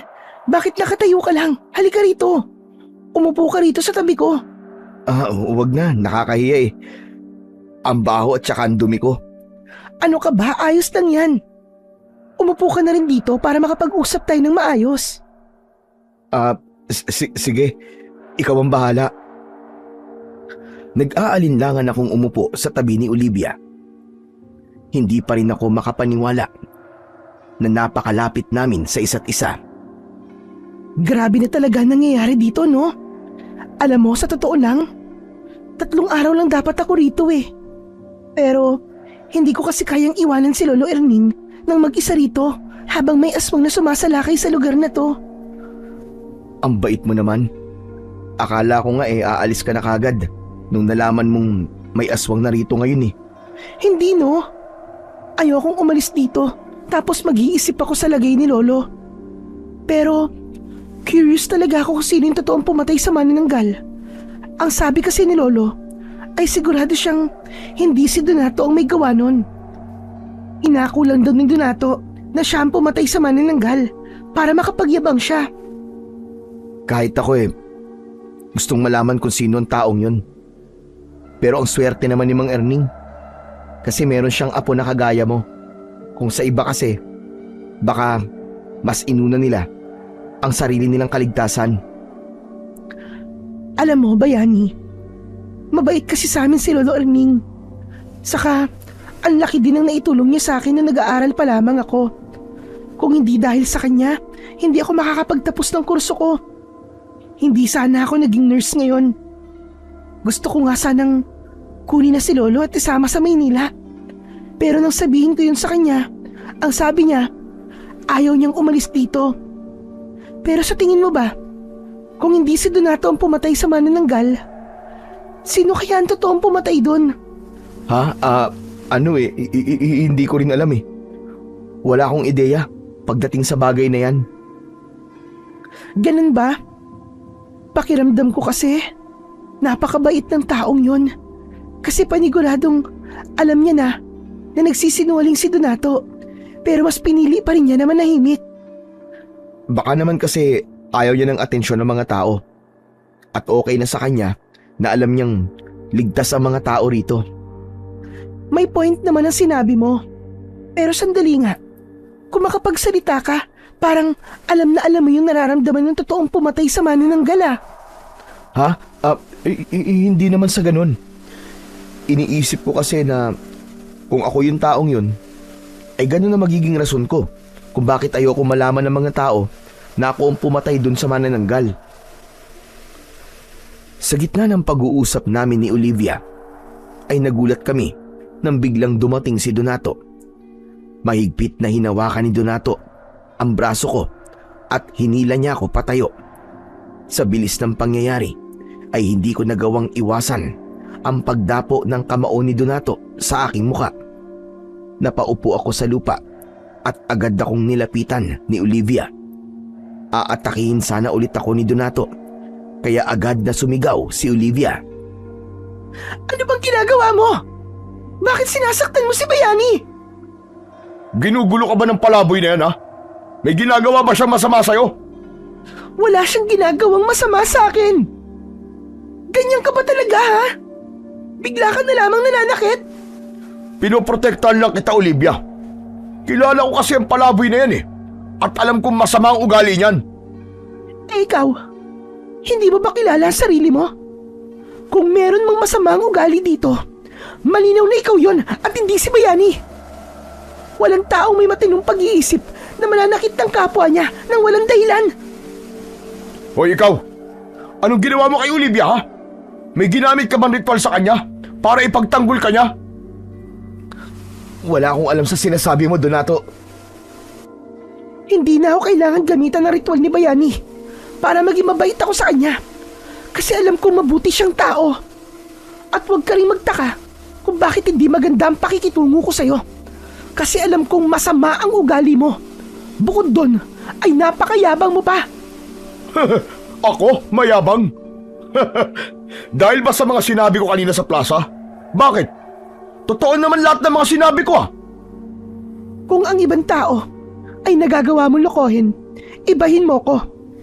Si Lolo at si Bayani, hindi kami naniniwala na ikaw ang pumatay sa manananggal. Nagpapatawa ka ba? Hindi ka taga rito, kaya paano mo malalaman ang kakayahan ko? Hindi ko na kailangan malaman pa ang kaya mong gawin. Sa pananalita mo kanina at sa kung paano mo saktan si Bayani, ay malinaw na wala sa iyo ang katangian na may totoong malasakit sa mga tao. Kaya sana, lumitaw na kung sino talaga yung totoong pumatay sa manananggal para mapahiya ka. Alam mo, maganda ka sana eh. Ang totoo nga eh, may gusto ko sa'yo. Pero hindi ko gusto ang tabas na dila mo. Salamat sa papuri mo. Pero ganito talaga ako magsalita eh. Kapag masama ang ugali ng isang tao, masama rin ang pakikitungo ko sa kanya. Kaya huwag ka na magtaka kung bakit ganito ako magsalita sa'yo. Alam mo, kung ano ang dalawang bagay na gusto kong mangyari sa'yo, ha? Yung lumitaw na yung taong totoong pumatay sa manananggal, o hindi kaya, ay umatake yung aswang. Tapos, makikita ng mga tao na hindi mo siya kayang patayin. Para sila mismo makaalam na hindi mo kayang pumatay ng aswang at puro kayabangan lang ang nandyan sa utak mo. Pinakiramdaman ko si Donato dahil baka bigla siyang magalit at saktan niya si Olivia. Tumiim ang bagang ni Donato na para bang pinipigilan niyang sumabog ang galit niya. Hindi nagtagal ay tumalikod na siya at nagmamadaling naglakad palayo. Marahan akong tumayo at nang humarap sa akin si Olivia ay bumakas ang pag-aalala sa mukha niya. Pumutok ang labi mo. May dugo ka. Teka, may dala akong first aid kit. Umuwi muna tayo para magamot ko yung sugat mo. Sa dumi ng kamay ng Donato na yon, hindi malabong maimpeksyon yan kapag hindi nalinisan. Huwag na Olivia, ayos lang ako. Pero dapat hindi mo na sinabihan ng ganun si Donato. Baka kasi ikaw naman ang pag-initan niya ngayon. Hindi ako natatakot sa kanya, no? Saka, maganda na rin na paminsan-minsan ay sinasampal ng katotohanan ng ganong klase ng tao. Tara na. Sumama ka na sa akin sa bahay at gagamutin ko yung sugat mo. Huwag ka nang tumanggi, ha? Dahil ako magagalit sa'yo, sige ka. Wala na akong nagawa kundi ang sumunod kay Olivia. Pagdating namin sa bahay nila ay nagulat si Mang Erning nang makita ang dugo sa aking bibig. Si Olivia na ang nagkwento kay Mang Erning ng lahat. Kaya galit na naman siya kay Donato. Ayok talaga, Donato na yan. Wala talaga magawang maganda. Bakit ka ba niya sinuntok? Inakala po kasi niya na may ginagawa po ako masama kay Olivia. Kahit ang totoo ay nag-uusap lang naman po kami. Gusto yata mag-feeling superhero ni Donato, Lolo. Akala niya yata ay may impress ako sa mga paandar niya. Kaya nang supalpalin ko siya, ay wala na siyang nagawa, kundi ang umalis. Tama lang ang ginawa mo, Apo. Dapat talaga ay palaging sinusupalpal ang Donato na yan. Para malaman niya na hindi lahat ay takot sa kanya. Kaya nagiging mayabang lalo ang taong yun Dahil iniisip niya na lahat ay kayang-kaya niya. Grabe nga po si Olivia kanina, Mang Erning. Nagulat po ako nang sagot-sagutin niya po si Donato. Ngayon ay alam ko na po na sa inyo nagmana si Olivia. Bata pa lang kasi si Olivia ay tinuruan ko na siyang maging matapang at ipaglaban kung ano ang tama. Kaya hindi na ako nagtaka nang sagot-sagutin niya si Donato. Teka. Tama na muna yung kwentuhan natin. Kukunin ko lang yung panlinis ko ng sugat para malinisan ko na yung mga sugat mo, Bayani.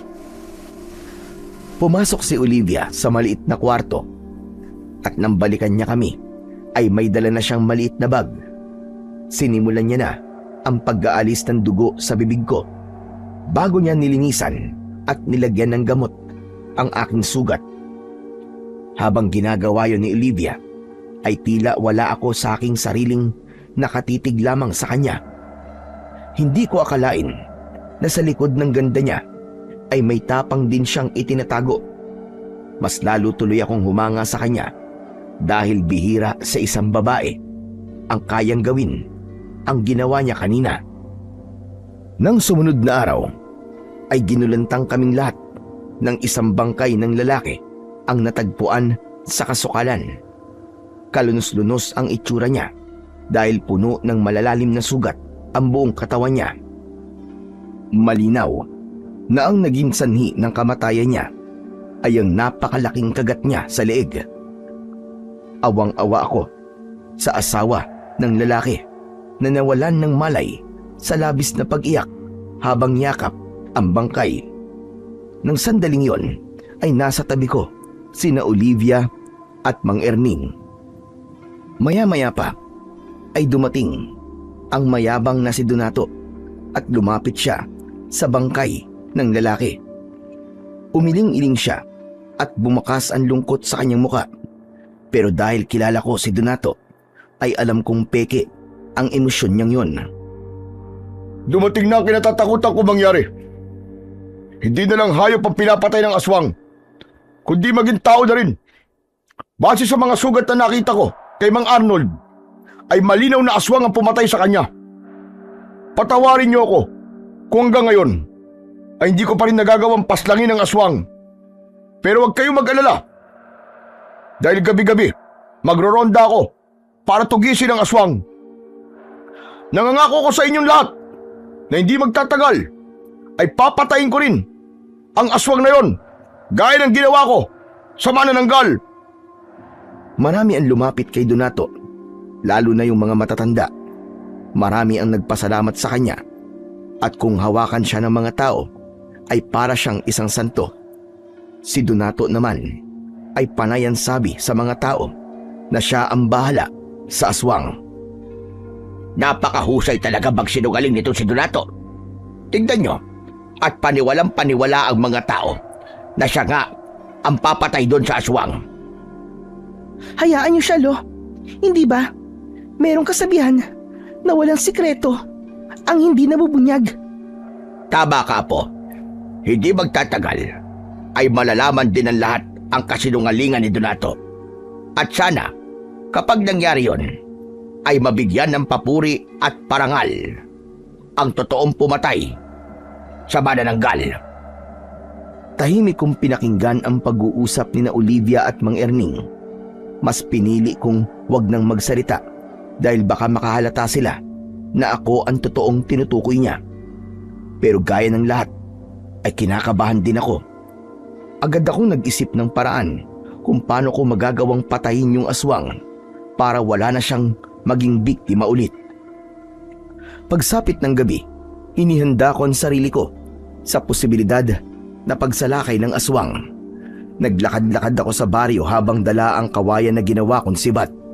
Siniguro ko na walang makakakita sa akin, kaya sa madidilim na bahagi ako ng gubat dumaan. Alam ko na malaki ang posibilidad na kung sakaling mapaslang ko ang aswang ay aakuin yung muli ni Donato. Pero wala akong pakialam kung ganun ulit ang mangyayari. Ang tanging nasa utak ko ay ang patayin ng aswang at maging ligtas ang lahat ng tao sa baryong yon. Hanggang sa napahinto ako nang may maulinagan akong mga taong nagsisigawan. Luminga ako at nakita ko ang mga taong tumatakbo. Palihim ko silang sinundan at nalaman ko na papunta sila sa bahay ni Donato. Pagdating nila roon ay kinatok nila ang pinto ng bahay ni Donato. Hindi nagtagal ay bumukas ang pinto at nakita ko na humihingi ng tulong ang mga tao kay Donato dahil sumasalakay daw ang aswang sa bahay ni Mang Erning. Teka, pasensya na kayo. Pero ilang gabi ako nagronde, kaya wala akong lakas ngayon. Kayo na lang ang bahalang magtulong-tulong na paslangin ang aswang. Babawi na lang ako sa inyo sa ibang paraan. Matapos yung sabihin ni Donato, ay agad niyang isinara ang pinto. Nang malaman kong sa bahay ni Mang Erning sumasalakay ang aswang, ay walang pagdadalawang isip na tumakbo ako papunta ron. Panayan dasal ko na sana ay hindi pa huli ang lahat at magawa ko pang iligtas si Mang Erning at Olivia. Nang makarating ako sa bahay ni Mang Erning, ay dinig na dinig ko ang pagsigaw ni Olivia sa loob. May mga taong nakasilip sa bintana ng kani-kanilang bahay at nakakapanglumo na walang kahit isa man lang ang nagtangkang tumulong kahit naririnig nila ang paghingi ng tulong ni Olivia. Mabilis akong pumasok sa bahay ni Mang Erning. Nagulantang ako nang makita ko si Mang Erning na nakahandusay sa saig. Duguan siya at may malaking sugat sa leeg. Habang si Olivia naman ay nakahiga sa saig at nasa ibabaw niya ang aswang. Kahit may sugat sa braso si Olivia, ay pilit pa rin siyang nakikipagpambuno sa aswang para iligtas ang sarili niyang buhay. Hindi na ako nag-isip pa. Nilapitan ko kagad ang aswang at nang humarap siya sa akin, ay agad kong itinarak ang sibat sa kanya. Malakas na sumigaw ang aswang. Nilubayan niya si Olivia, pero ako naman ang inatake niya. Sinunggaban ako ng aswang. Napahiga ako at pumaibabaw sa akin ang aswang. Akmang sasakmalin niya ako, pero mabilis kong iniharang ang aking braso. Malakas akong napasigaw nang maramdaman ko ang pagbaon ng matutulis at mahaba niyang pangil sa aking braso. Nakita ko ang itak sa saig. na mukhang ginamit ni Mang Erning para labanan ang aswang. Pinilit ko yung inabot. Tiniis ko ang sakit na nararamdaman ko dahil hindi pa rin pinapakawalan ng aswang ang aking braso. Sa wakas, nagawa kong maabot ang matalas na itak. Agad ko yung ibinaon sa tiyan ng aswang. Nang maramdaman kong nanghina ang aswang, ay malakas ko siyang itinulak. Bumagsak ang aswang sa sahig at hindi ko na siya binigyan pa ng pagkakataon para makabawi. Lumapit ako sa kanya at buong lakas kong itinarak ang itak sa gitna ng kanyang noo. Hindi pa ako nasiyahan. Hinugot ko yun at pinagdiinan ko sa kanyang dibdib hanggang sa siya ay bawian ng buhay. Habol ko ang aking paghinga nang lapitan ko si Olivia. Olivia, may sugat ka. Kailangan madala kagad kayo ni Mang Erning sa ospital. Tama nga si Lolo. Tama nga ang hinala niya. Na ikaw talaga ang pumatay sa manananggal. Malinaw na sa pinakita mo kanina na ikaw ang totoong may kakayahan na makipaglaban sa aswang. Olivia, saka na natin pag-usapan yan. Ang kailangan nating unahin ngayon ay ang pagdadala sa inyo sa ospital. Lalapitan ko sana si Mang Erning nang pumasok bigla si Donato roon at nagulat siya nang makita niyang patay na ang aswang. Agad din siyang lumabas at narinig namin ang malakas na boses ni Donato. Mga kababaryo! Maaari na kayo lumabas! Patay na ang aswang!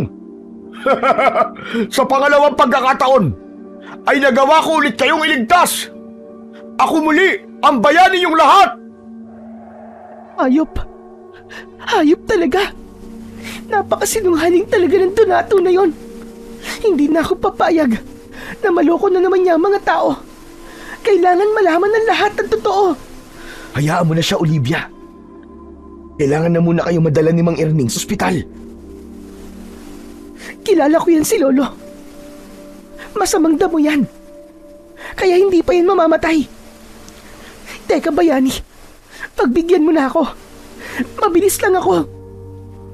Nang lumabas si Olivia, ay sinundan ko siya dahil natakot ako na baka saktan siya ni Donato kapag nagsalita siya. Marami ng tao sa labas. Pagkakita ni Donato kay Olivia, ay ngumiti.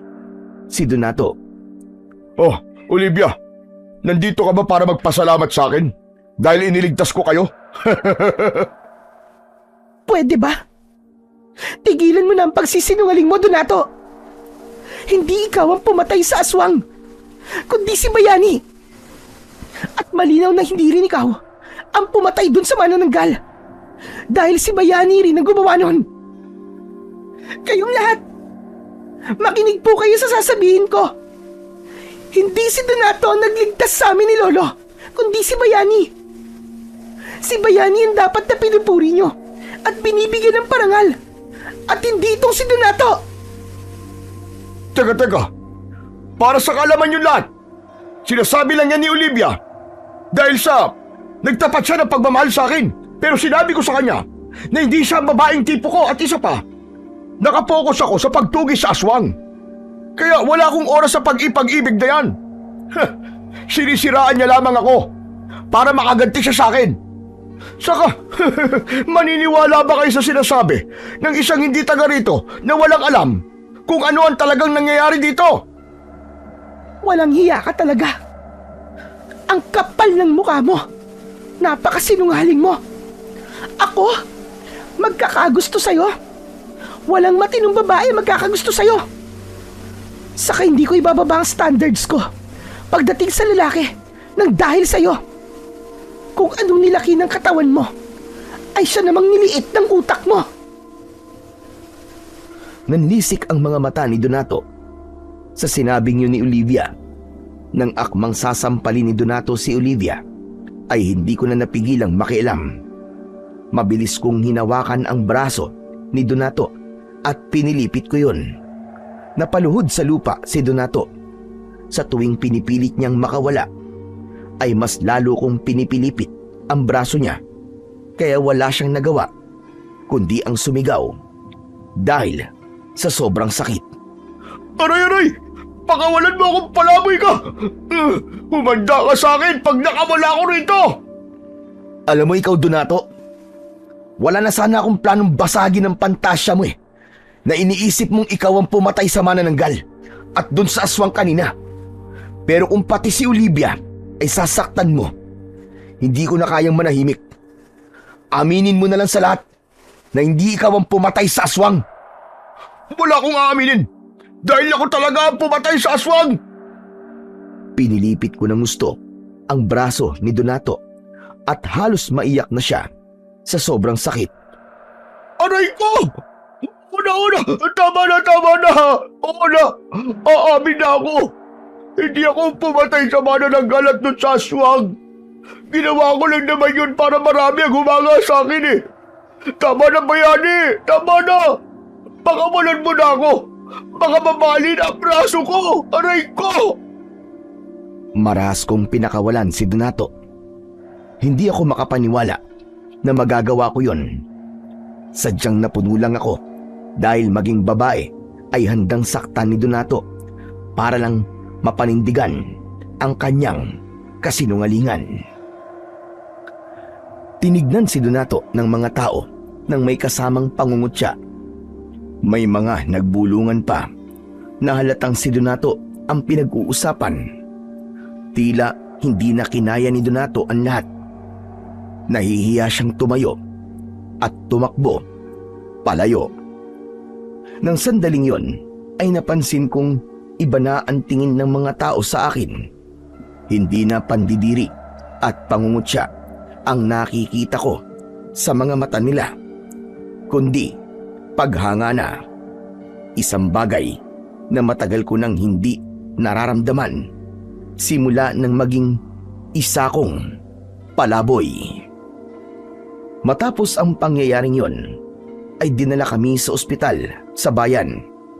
Agad na ginamot ng mga doktor ang sugat namin ni na Olivia at Mang Erning. Makalipas ang ilang araw, ay ligtas nang nakalabas ng ospital si Mang Erning na siyang may mas malalang pinsala na nakuha sa pagsalakay ng aswang. Simula noon ay naramdaman ko na ang napakalaking pagbabago sa buhay ko. Ang mga taong dating umiiwas at kumukutya sa akin ay naging mabait na sa akin. Bilang pasasalamat, nagtulong-tulong sila upang patayuan ako ng sariling bahay, kaya hindi na ako matatawag na isang palaboy. Nakatanggap din ako ng pinansyal na tulong mula sa lokal na gobyerno na ginamit ko naman sa pagtatanim ng mga gulay. Dahil doon ay nagkaroon ako ng simpleng hanap buhay. Inamin ko rin sa lahat ang totoo na isa kong mananabas ng aswang, at yun ang dahilan kung bakit kaya kong harapin ang mga aswang. Habang unti-unting bumubuti ang aking buhay, ay naging mas malapit din kami ni Olivia sa isa't isa.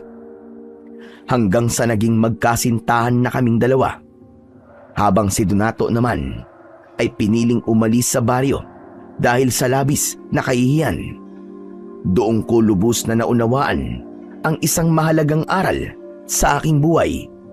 At yun ay ang hindi dapat husgahan ng isang tao base lamang sa panlabas na anyo, dahil ang tunay na kabutihan at tapang ay hindi nasusukat sa damit, estado sa buhay o sa sinasabi ng iba, kundi sa mga ginagawa natin kapag walang nakakakita at sa bagay na handa nating gawin para sa ating kapwa, na totoong kahulugan ng pagmamalasakit at siyang tunay na kabayanihan.